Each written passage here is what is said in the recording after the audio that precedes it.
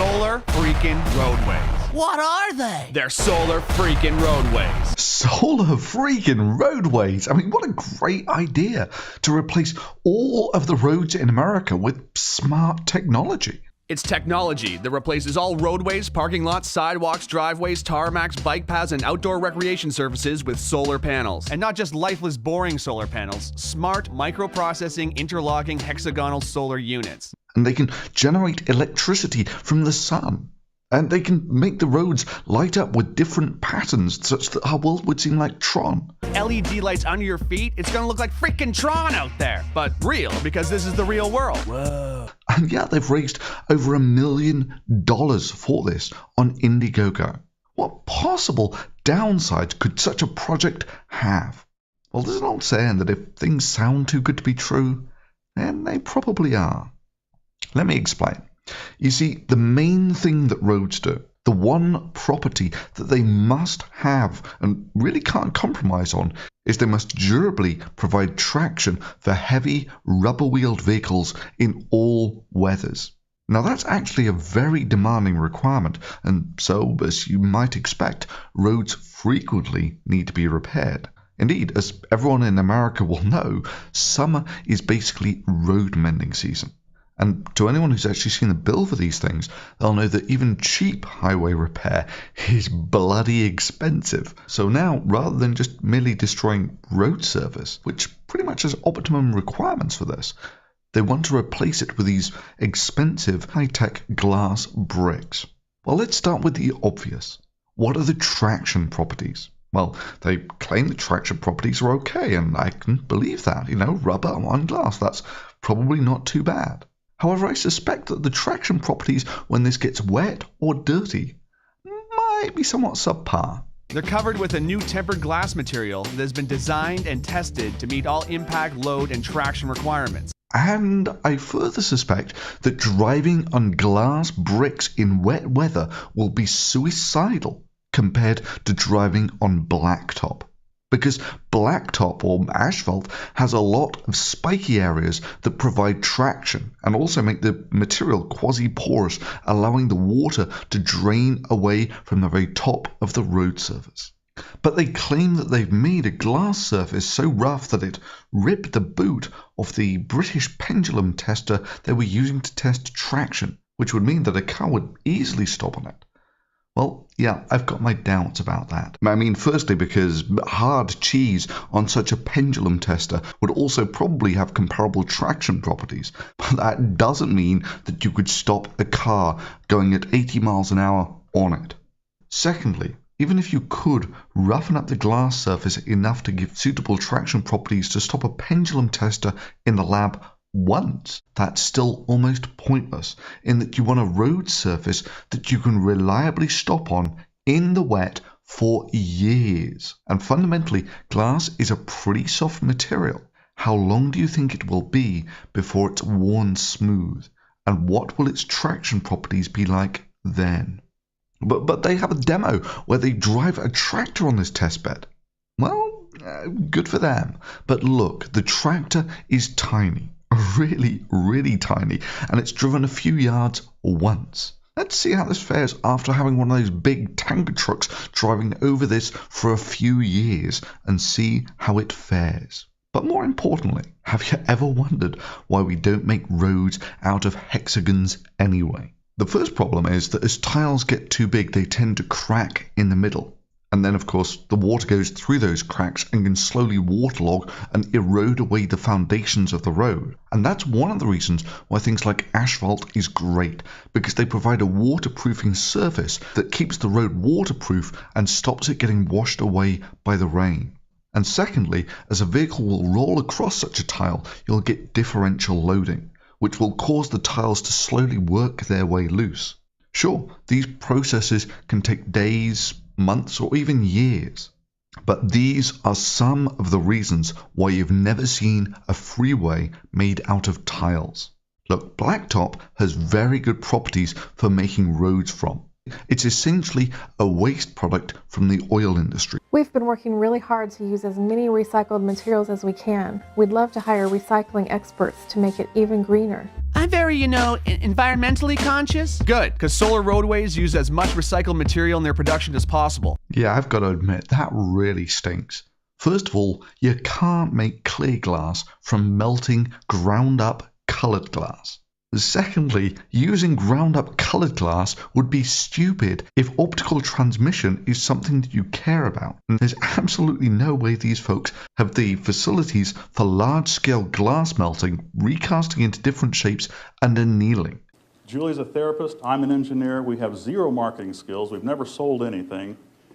We don't know where to go from here. So, what is this couple doing shoveling ground-up coloured glass into a wheelbarrow? We've been working really hard to use as many recycled materials as we can. Plus, it's bloody obvious at this point that they have no clue whatsoever that asphalt is one of the most recycled materials ever, with up to 99% of it being recycled. I don't believe we're going to have the ability to build asphalt roads in 50 years. That's one of the reasons why it's relatively cheap. And now you're going to replace that with these uber expensive glass tiles. Which means, of course, that your building and repair costs are going to go through the roof. Glass has some other downsides, which I'll come to shortly. But this could power the whole United States, right? There's 25,000 square miles of road surfaces, parking lots, and driveways in the lower 48 states. If we covered that with solar panels, just a 15% efficiency, we produce 3 times more electricity than this country uses on an annual basis.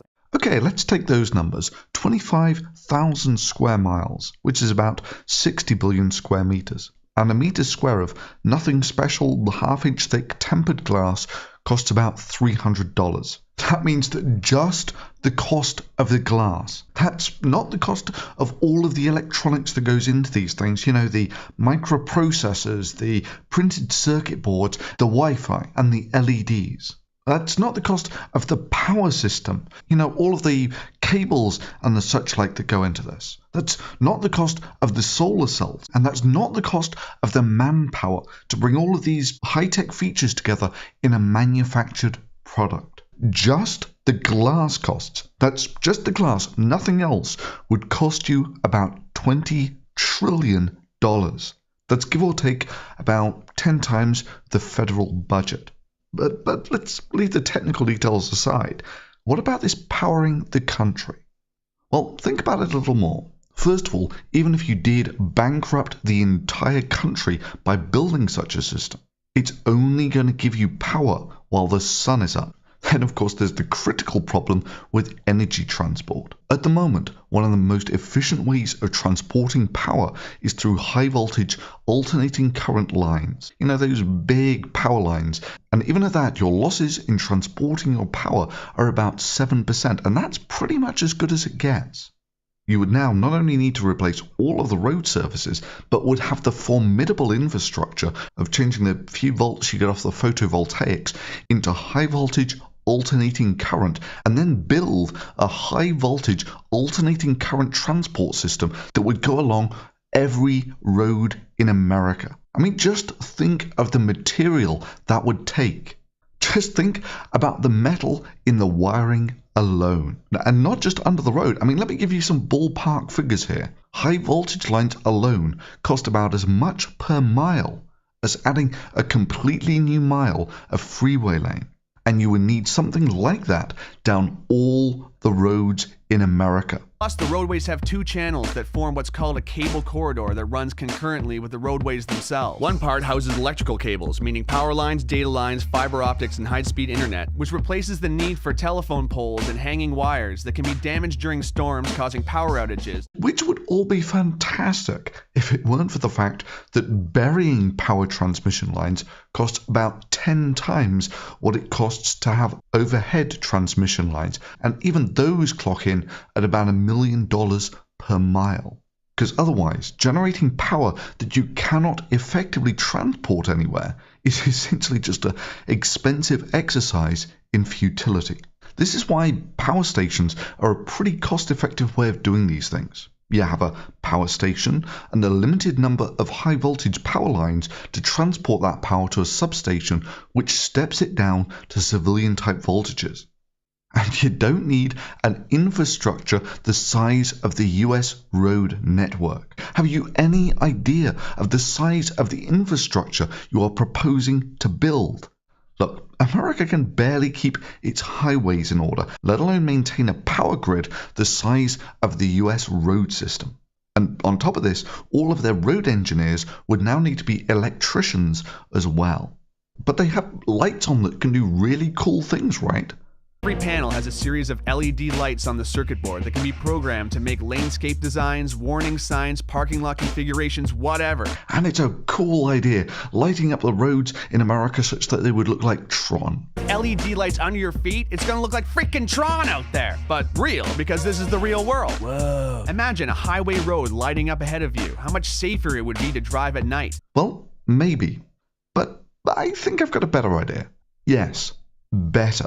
You see, what you really want is just a way of lighting the area of road that the car is on. Now, sure, we could put lights in all of the roads in America, which would require an equally large power system. Or we could, let me just think about this. Yeah, I think this will work. We could just put lights on the cars. And then we only light the bit of the road that we're interested in. And even better, we can put some cat's eyes in the roads, such that you don't need any power for the road whatsoever, and it just lights up the part of the road that you're interested in. Plus, let me just say as an astronomer that the light pollution in the modern world is already atrocious. And I like seeing the stars at night. And I don't want night on planet Earth to look like a permanently lit up cheesy disco. Every panel has a series of LED lights on the circuit board that can be programmed to make landscape designs, warning signs, parking lot configurations, whatever. Well, let's start with the obvious. There is no way, none at all, that you would be able to see these LEDs under the full, hard sunlight. You know, when these solar panels are meant to be generating the electricity. So here I have some very bright LEDs which I can have in white, blue, green or red, and now I have them out in the sunlight for red, green and blue and white. So as you can see, once you get into the full light of day, it really isn't quite the same thing as doing it at night. A little bit of shade. There we go, just about to see it now because we've got some cloud.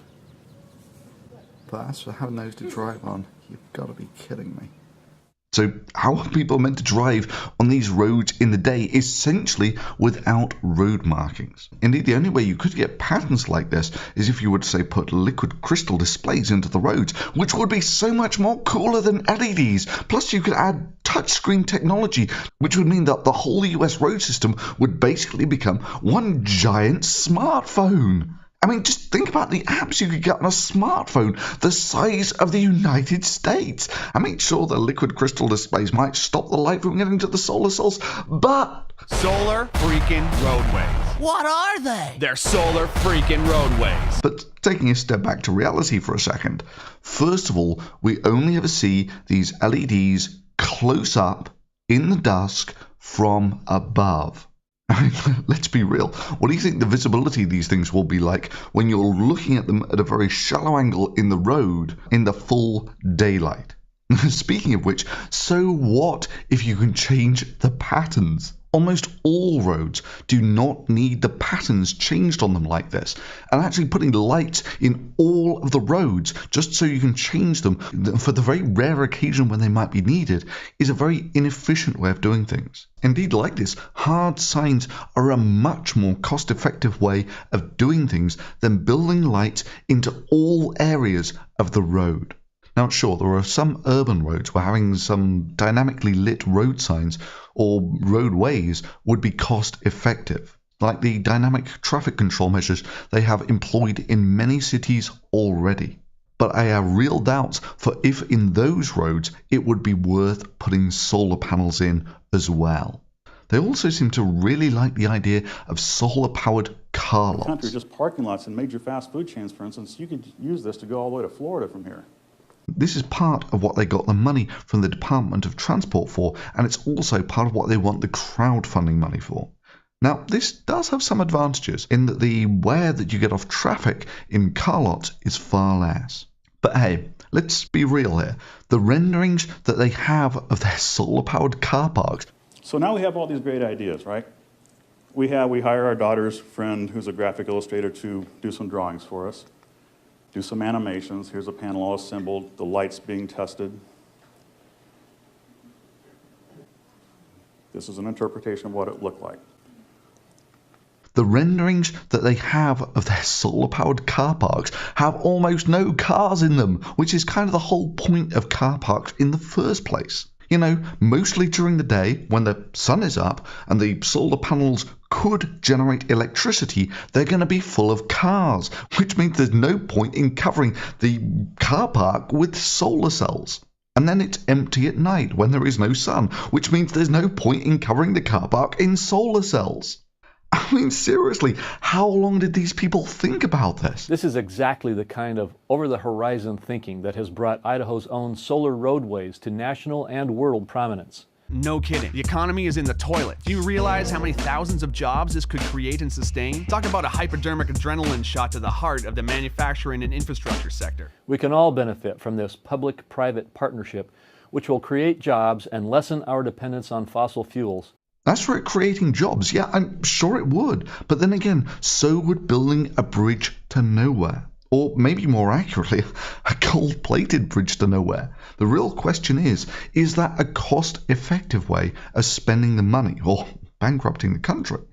And I'm really not convinced that it is. You know, maybe something more practical, like repairing the existing road system. Then, of course, there are parts of this presentation that are straight, pure, unrefined bullshit. You see, roads are actually fairly good thermal absorbers than almost anything else. No more useless asphalt and concrete just sitting there baking in the sun. Roads are collecting heat anyways. And that's why roads in summer get very hot. Now they're proposing using these high-tech bricks to melt the snow. Those in the north, the panels use energy they collect to power elements to keep the surface temperature a few degrees above freezing. Oh my. Did you just say that in the north, like where there's not much sun, in winter, when there's even less sun, during a snowstorm where there's even less sun, they're going to use that solar energy to heat things to melt the snow? They're heated. No more ice and snow on roads causing traffic delays, accidents, and injury. No more shoveling your driveway and sidewalk. No salt corroding your car or wasting tax money on snow removal. And you can ride your bike or drive your motorcycle all year round. Whoa! Which is just grade 7 bullshit. It takes a huge amount of energy to change ice into water. That is, to melt ice. That's why we use snow plows and not snow melters. That is, the physical energy required to move the snow to the side of the road is far less than the amount of energy to melt that snow. Now, the best amount of energy you're going to harvest from these bricks is essentially what you would get if you paint the bricks black, almost like the blacktop road. And no, even with the best energy harvest you can get off a blacktop road, it's still nowhere near as efficient to melt a good snowfall in winter. But what I hear you say, they're actually talking about heating the roads. Seriously, heating the roads with heating elements in their bricks. Are you kidding me? It takes a huge amount of energy to melt ice. It takes as much energy to turn ice at 0 degrees into water at 0 degrees. That is, just the energy to melt a unit mass of ice requires the same amount of energy as heating water at 0 degrees Celsius up to water at 70 degrees Celsius. That's 3/4 of the way to boiling. I mean, think about that. Rather than just moving the snow to the side of the road, they are proposing using as much energy over the entire US road system as heating that water up from 0 degrees Celsius to 3/4 the way to boiling. And that's assuming that this is a 100% efficient system where they lose no heat to either the sub-zero temperature of the road foundation or the atmosphere. The heating elements will keep the road surface snow and ice free all winter long. So some ballpark numbers. Let's just take this one single freeway from New York City to Washington. A couple of 100 miles or kilometers, that sort of distance. And let's say the average snowfall for this region is about 2 feet a year. That's about 2/3 of a meter. And you go through the numbers and you find that just the energy bill for just that one road alone would be about $2 million per year. This is the thing. Again and again, they say this is just some inventor guy and his wife. And that pretty much shows through in their knowledge base, which seems to be mostly electronics. They don't have a clue about thermodynamics, energy transport, or road construction. Julie's a therapist, I'm an engineer, we have zero marketing skills, we've never sold anything. We don't know where to go from here. So We've come this far with just the two of us and a couple of part-time volunteers. to enable our vision, we'll need to build manufacturing facilities in every state in the U.S. and nearly every country in the world. And of course, roads are very dirty places. They get covered in dirt and oil. And a solar panel covered in dirt and oil really ain't going to generate that much electricity. And all of that dirt, combined with the traffic movement, is abrasive stuff. It will just grind away a relatively soft material like glass. I mean, think about it this way. Dirt is basically really small rocks. Now you're going to grind that dirt against glass under the wheels of, say, a 20-ton tractor trailer. What do you think is going to happen? Yup, this is just going to grind down the glass and make it smoother and slippier and more opaque. Really not so sure that these bricks are going to have a long life expectancy as a road surface. And of course, their calculations assume that the solar panels under the road are going to be as efficient as a top-range solar plant. If we covered that with solar panels, just a 15% efficiency, we produce 3 times more electricity than this country uses on an annual basis. And I think that's a little optimistic. Look, currently solar farms where they have essentially uninterrupted daily sun, in places like California where it's actually pretty good. You build your power station near where the electricity is going to be used, such that you cut down on your transport losses and the cost of building the infrastructure. In deserty areas in America, you typically have no shortage of places to build something like that, because it's the desert, and not many people live in the desert. Plus, they are relatively easy to maintain because you didn't build a road surface over the top of it. I mean, in many ways, a far better variant of this plan would just be to build a giant shed over the top of the roads or top of the car park, and then put the solar panels on that. You get no losses from the bricks being dirty and absorbing the light. You get to angle your solar panels such that they're much more efficient. Something, of course, that you can never do when they're actually built into the road surface. Plus, you now have much easier, uninterrupted access to your solar panels because they're not under the road. Plus, you can now downlight the roads and it allows you much easier access to the blacktop. Plus, all of your lights now point downwards under a shed, which will cut down on light pollution. Plus, now all of your roads are covered and they won't get slippy because they won't get wet. Or for that matter, if it's over the top of a car park, your car will stay dry. Plus, now you can keep all of your road workers because you're still maintaining the existing blacktop technology. And at this point, you've just got to be honest that it would be far more efficient to just put your solar panels along the side of the road rather than under it. So why is there all this buzz around this inventor and his wife? Well, fundamentally, I think it's because people think that it's a really cool idea. However, it is notable that the Department of Transport only gave them a few smallish innovation grants and nothing afterwards. Early last year, we saw the United States Department of Transportation put out a solicitation for some kind of paving material that could pay for itself over its lifetime. Excuse me. We applied for it and we got it. It was a phase 1 research grant. But frankly, most of these folks who are excited about this don't have the slightest clue about the technical challenges of building a road or transporting energy, or for that matter, why we currently use the materials that we do. This is basically the thorium-powered car all over again. If you could make one, it would be super cool. You could drive for 100 years on just 8 grams of thorium. If you ignore the minor technical detail that it's currently technologically impossible and that it's never likely to be technologically possible, then it's a great idea. It's kind of like saying, what if we could build a pogo stick that could get us to the moon? Well, if we could, then it would be really cool. It would be a cheap, reusable way of getting to the moon. This is exactly the kind of over-the-horizon thinking that has brought Idaho's own solar roadways to national and world prominence. However, a few back-of-the-envelope calculations will show you that it's just impossible. The materials simply don't exist. Now, sure, the march of technology and knowledge can make some of these things possible, but a pogo stick that can get you to the moon is just outside of that envelope.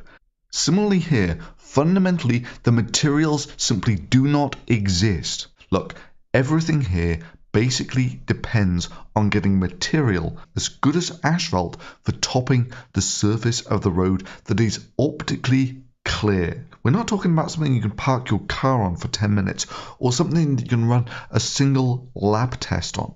We're talking about something you can drive your car on for 20 years and have it still be optically clear with the same physical properties as blacktop.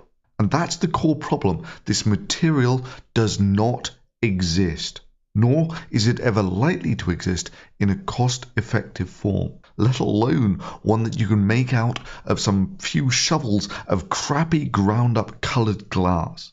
And this point isn't even remotely addressed in any of their material, nor is there any attempt to address how they expect to transport the power that would be generated from these solar panels to a point where it could be used.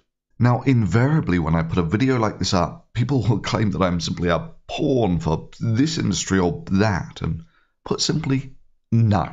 No, I'm not, and I'll tell you why. These videos are openly supported by supporters of this channel through Patreon, and it's they who allow me to operate completely independently of any vested corporate interests. It's that allows me the freedom to call out popular or well-sold bullshit wherever it's put forward. No matter if it's NASA's claims about extraterrestrial life or powdered alcohol or thorium-powered cars or solar-powered roads. You know, this sort of investigative, scientifically literate reporting that you wish the mainstream media actually did. And it's that independence that allows me to say that this stinks. A high-tech glass road made out of garbage with no stop tests. Seriously, if you believed in the properties of this paving, just do an emergency stop of some sort on it. I mean, isn't that the obvious proof of the pudding, which curiously everyone seemed to overlook? My guess is that even at modest speeds, this would structurally destroy the paving and the electronics. And this is long before you worry about the long-term durability or considerations about power transport. Sorry, but what you heard here was not the voice of vested corporate interests, but a reasoned argument, solidly based on facts, telling you that, sadly, something that sounds too good to be true is.